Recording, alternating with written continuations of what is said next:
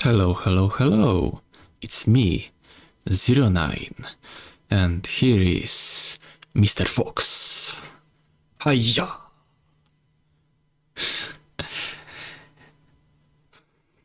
Chill out, ninja. So, this will be episode 4 of GARO Sentinel of the East. So, this one is good. I need to apologize to this show and to writers and to people that gave much more faith in this series than I did. I didn't suspect the twists, I guess.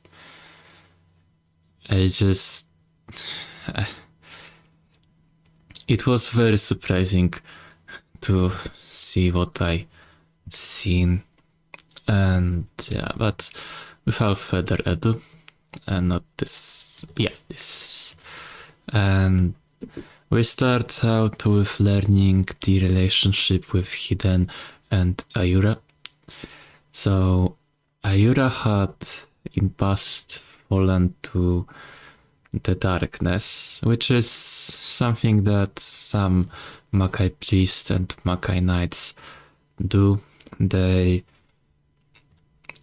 either tried doing some dangerous magical arts, or they fall to despair and in rage become monsters. And Ayura was falling to the darkness. From what it seems to, from story she tells, it seems to be very, very bad case of it, because usually it can be reversed with strong will. If it's too deep, it usually requires stronger sacrifices, I would say. And it seems with case of Ayura, Lector needed to use very taxing spell, and from what she says, it's kind of forbidden spell, and because of it, his arm got totally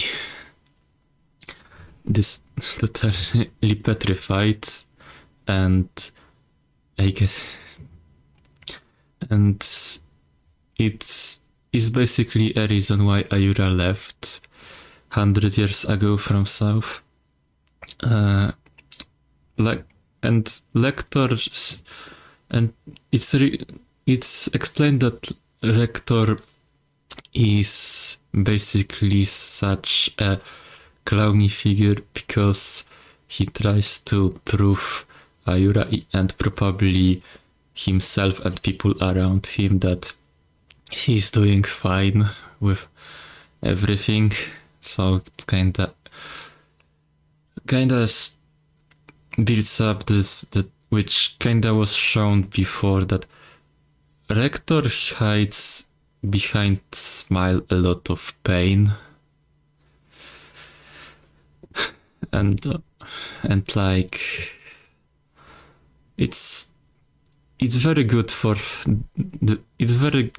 his character, and I think it adds a layer to him.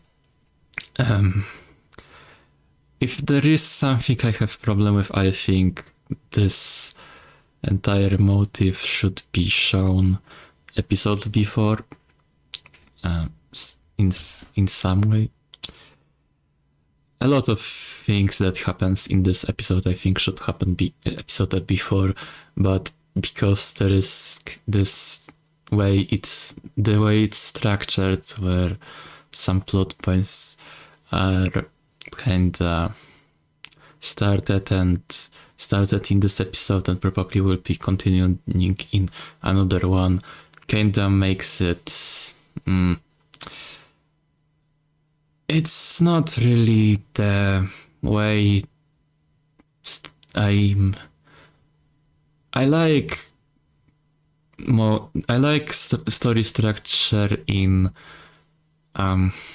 Kogaverse, if you want to call it.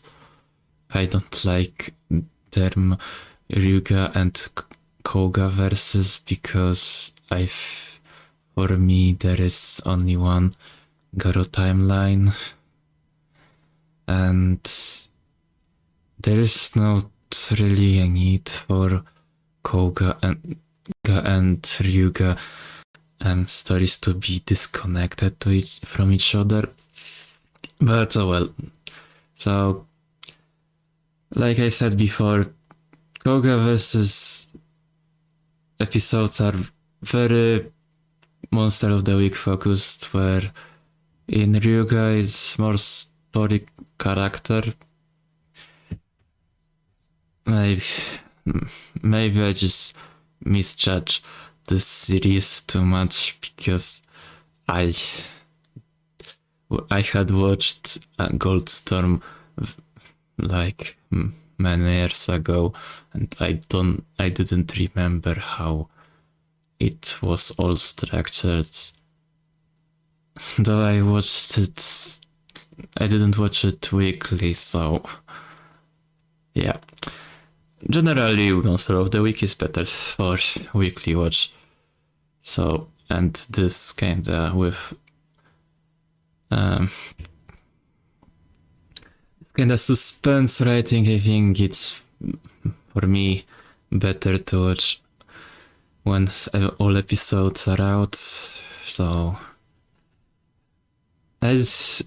for me it's just because I'm not really that much of twist guy, though I think this episode had very good twist.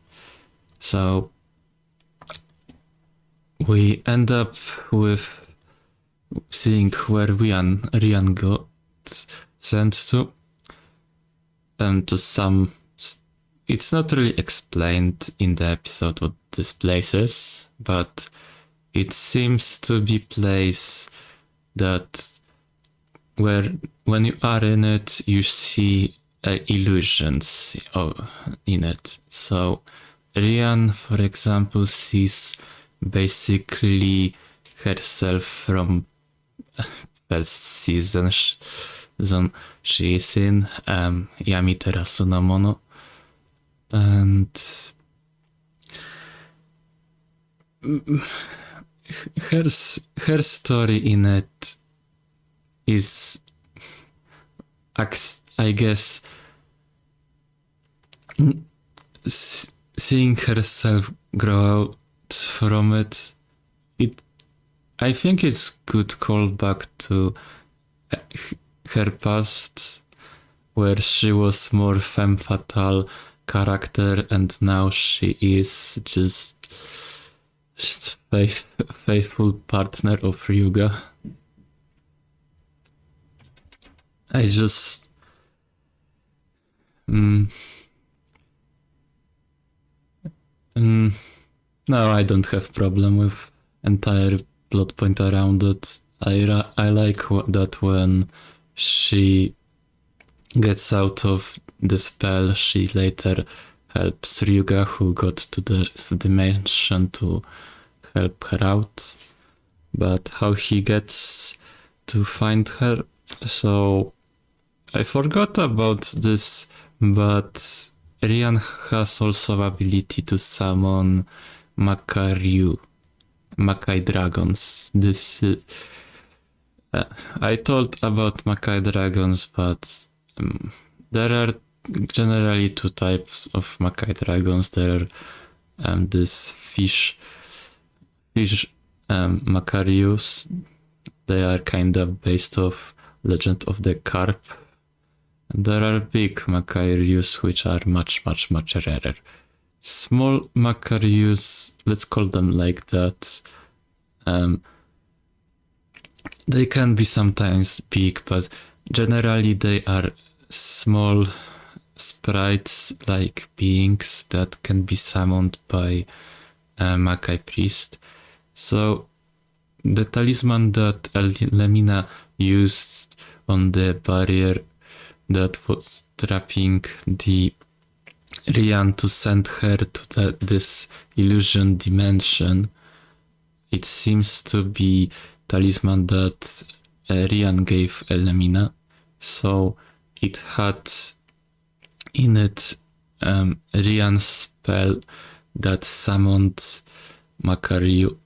I kinda forgot that Rian could do this. This skill is usually something that is trademark of Rekka, Makai priest, that is very, very popular in Kogaverse stories. She's shown a lot there, but oh well. Macarius usually are sent by Makai priest as messengers like this one, like the one Rian sent, and also like and sometimes as scouts in very rare occasions when Makai priest can summon a lot of them. They are used as distraction or very weak attack. Sorry. And yeah, she kinda auto-sends him to Ryuga. Ryuga sees him, and she just follows to the cave that Rian was in, and with help of Lector he gets to that dimension to save Rian.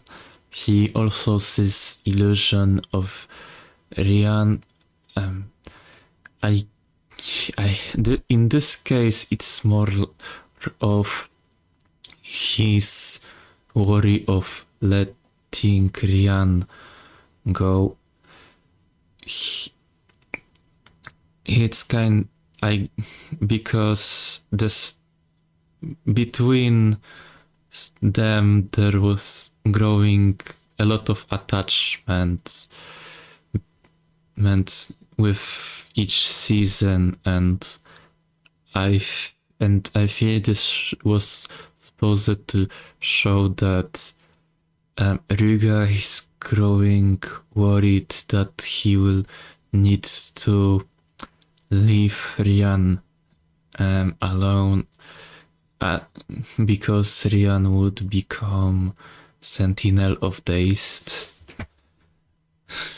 That's kinda good character moment. He snaps out of it with partially alone, partially thanks to Rian. I like that he isn't like fully well, to be fair, I think both of them helped each other in a way to get out of the illusion. Ryuga helped Rian by calling to her, and after Rian snapped out of it, she helped him to snap out of it also. And they both got saved, and that's end of that plot point, and time to big twist. So remember when I was saying that I wasn't surprised that Lamina will betray us at some point? Big twist, she was controlled. We don't know since when, but yeah, she was controlled, and the thing that controlled her, at least what is building up to be, now makes the entire plot point around water, well, very... I'm interested what they cooking with it. I need to. I just need to see it now. So basically, we see that she is controlled by some water, and after she gets snapped out of it by her mentor Hiden, that's the after Ryume-sama most important person around for now, at least. And when Hiden uses her magic to snap out Eremina from it, we see that under her feet the pool of water is created, and literally after that the Hiden gets stabbed by spike made out of flowing water, and we see how the spike slowly becomes red from blood, and after that the two lesser Makai priests show up to help Hiden out, and we see Elamina just scared run away, don't knowing what happens.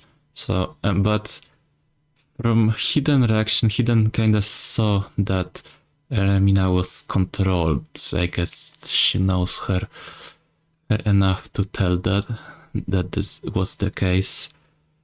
It's kinda hinted that she could be controlled because of her envy to Rian. And now I wonder what will happen with this character. It's not really a new thing for Garo's story, but I'm pleasantly surprised with this twist. I didn't saw that coming, and it was played well. Restructure wasn't bad, and it's assumed that Elamina was some traitor or something, but seems to be something different. And the guys in the black that show up at the end of episode, and they take the water from the well that Elder was using to give everyone the water, and we see them pretty much laughing their asses off in evil way. So usually when that happens in Garo, usually it means horror possession, or somebody falling to dark side pretty much. Not always ending up like it ends up for some people, but now I wonder if now I think Rector maybe was more onto something with this Elder and this water. Maybe not Elder, because I think Elder wants to do what's good, but the water seems to be sus in it, but I don't really know what's it about it. So in episode before, we seen this guy attack people around the well. Was he... I don't think, like, is water needs to be in the darkness to do something? Because he didn't show up in the light, though horrors rarely do that. And also,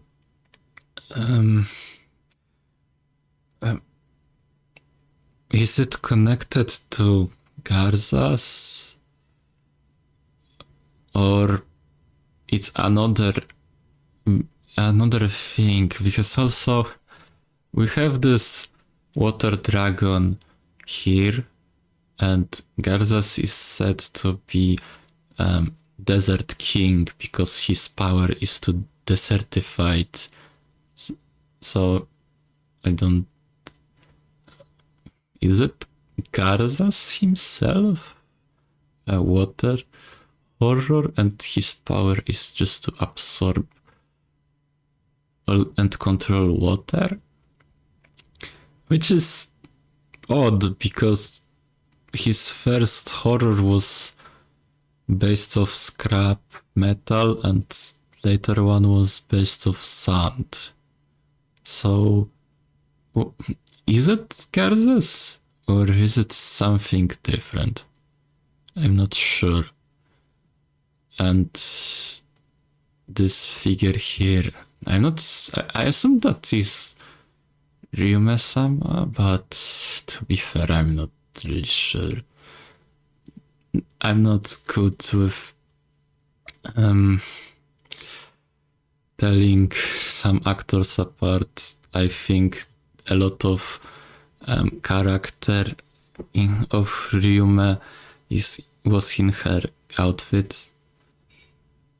So if she would be wearing something different, I think I wouldn't necessarily tell her apart. I think it's the same thing, I think, with Rian. Rian has very specific style of outfit that fits her. Even though she changes outfits, it's always something recognizable as her for me. And yeah, that's pretty much for the episodes. Sorry if I don't sound very, like, exciting, very happy or something. It's not really because of episode. I just wasn't feeling good before recording it. I feel like I ate something and now I feel kinda bad. So I will end it soon before. No, not soon before. I will end it now. So subscribe to the GARO project if you want to watch series with me.